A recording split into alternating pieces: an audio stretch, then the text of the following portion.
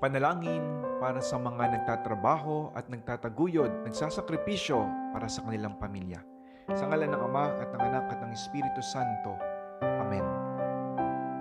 Ama naming makapangyarihan, sa pamamagitan ng iyong anak na aming Panginoon, pinabanal mo ang gawain ng tao, sapagkat siya mismo ay naranasang magtrabaho sa mundong ito.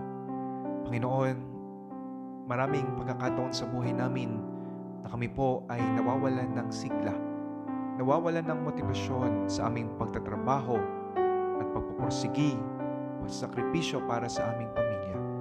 Mga pagkakataon na kami napapagod, mga pagkakataon na para bang hindi namin makita ang kahulugan ng aming ginagawa.